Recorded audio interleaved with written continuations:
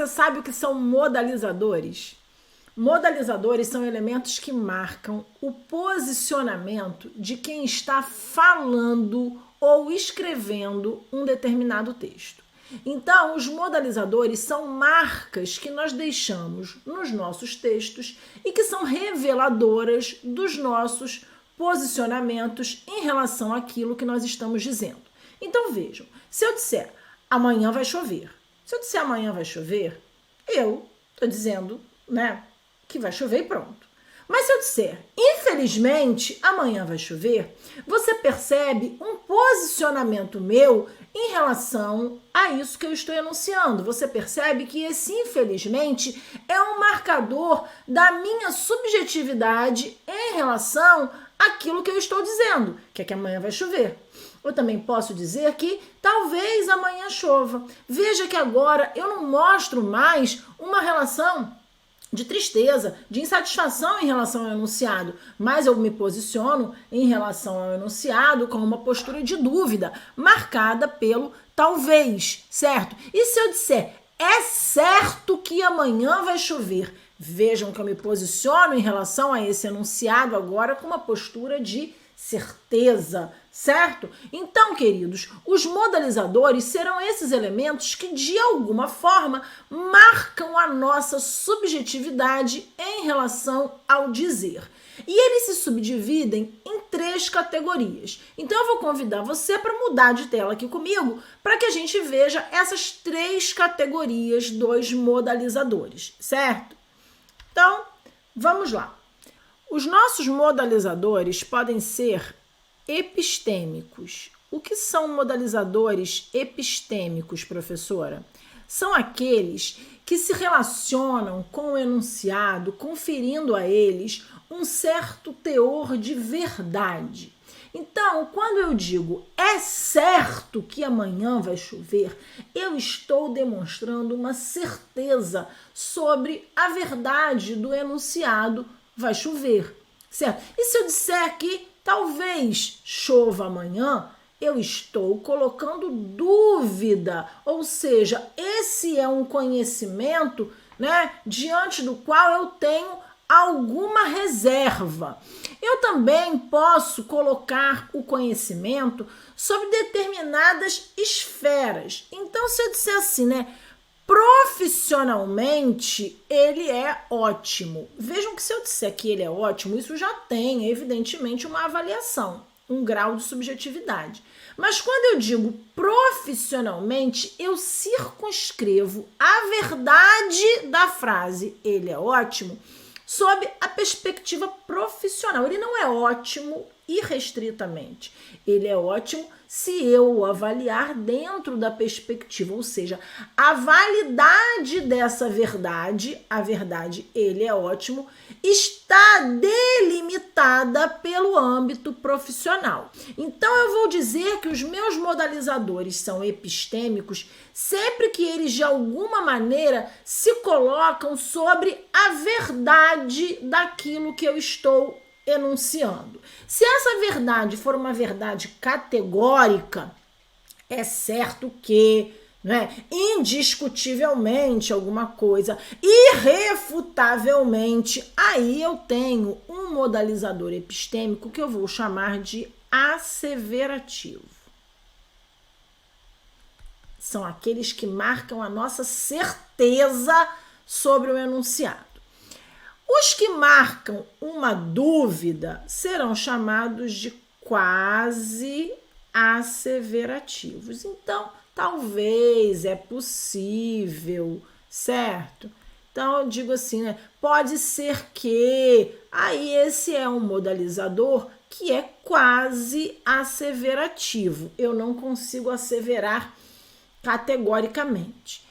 E eu tenho os epistêmicos delimitadores. O que são os epistêmicos delimitadores? São aqueles que colocam a verdade de um enunciado sob certas perspectivas. Então, se eu disser que o animal X é inferior ao animal Y, isso é uma verdade que eu estou dizendo aí, não é?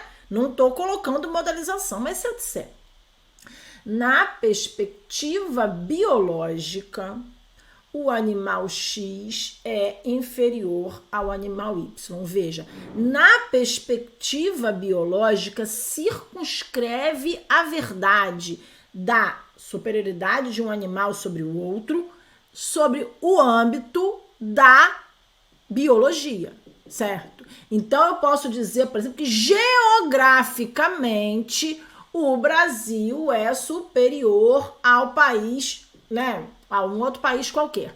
Vejam que eu estou colocando essa verdade, o Brasil é superior a outro país, dentro do âmbito geográfico, entendem? Então, eu estou delimitando.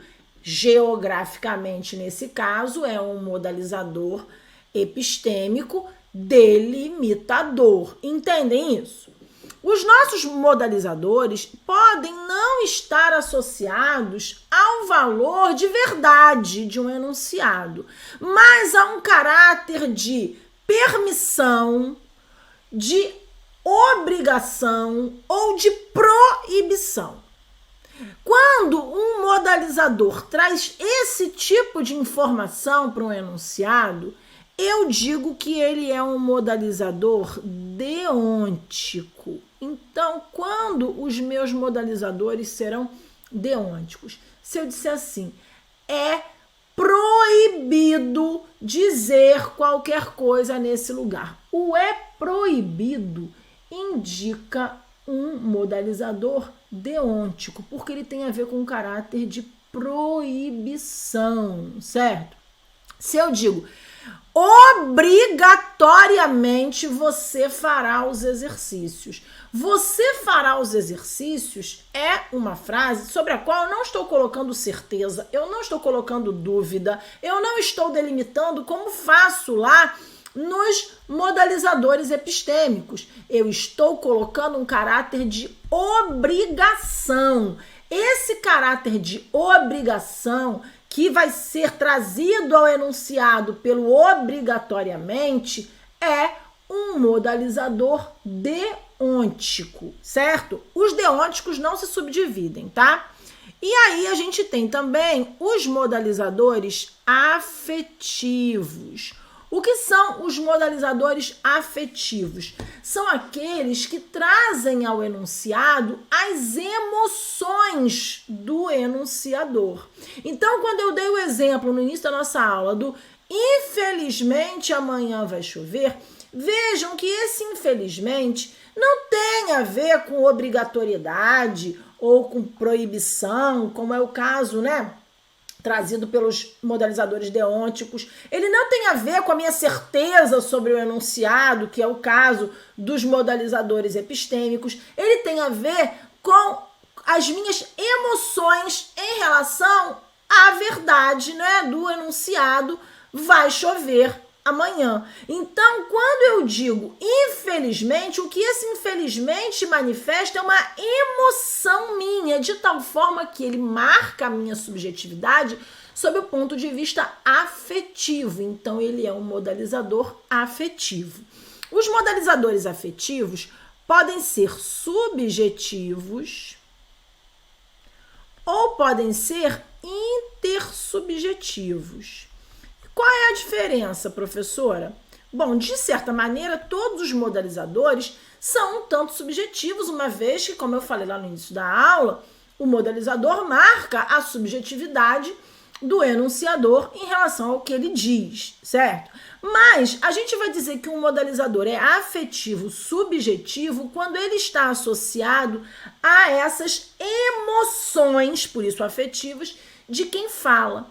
Então, se eu digo tomara que chova amanhã, veja, nesse tomara eu manifesto um desejo, uma vontade, uma emoção relativa à ideia de chover. Quando eu digo infelizmente vai chover amanhã, eu manifesto uma outra emoção, certo? Então, eu estou aí diante de um modalizador que tem um caráter afetivo subjetivo. E o intersubjetivo?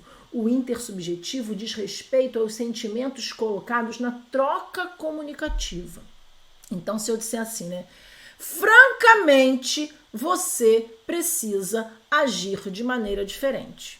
eu não sei se você vai agir, eu não sei se isso é verdade, certo? Eu não estou aí com o francamente, o você deve agir, tem no deve um caráter deontico, é verdade, mas o francamente não marca o dever. O francamente traz para o enunciado um caráter afetivo, porque tem a ver com a minha postura, mas um caráter que é da minha emoção pessoal, não, de uma emoção que eu coloco na troca comunicativa, que eu coloco no dizer. Então vejam, o francamente, o deve não, o deve é deontico, mas o francamente é um marcador que vai ser aí o chamado de modalizador afetivo intersubjetivo. Então, sinceramente, também seria, nesse caso, um marcador afetivo intersubjetivo, porque ele diz respeito à forma como eu me posiciono no dizer, na troca comunicativa com o outro. Entenderam? Então, queridos, eu quero muito agradecer a vocês por ficarem comigo até o fim desse vídeo. Vou pedir que vocês coloquem aí o joinha no vídeo se gostaram dele. E vou também agradecer a vocês porque... Não vou nada agradecer, tem que cortar. E é bom vocês saberem que esses assuntos, não é, relativos à modalização, muitas vezes ficam à margem dos conteúdos vistos, não é, por quem está estudando ou daquela pauta gramatical clássica, mas esses são assuntos muito relevantes, tanto do ponto de vista da nossa competência como leitores, porque essas ferramentas nos tornam, né, mais críticos em relação à leitura dos textos, como também em relação às provas de concurso, porque muitas vezes as bancas valorizam sim esses assuntos e cobram esses conteúdos nas provas, porque eles revelam sim, não é, o domínio que o candidato tem sobre os elementos que compõem o texto de uma maneira, né, sob a ótica, né, da construção do material textual. Então, é sempre importante conhecer esses assuntos. Eu espero, muito sinceramente, ter sido útil para vocês. Um beijo, ó, e até a próxima.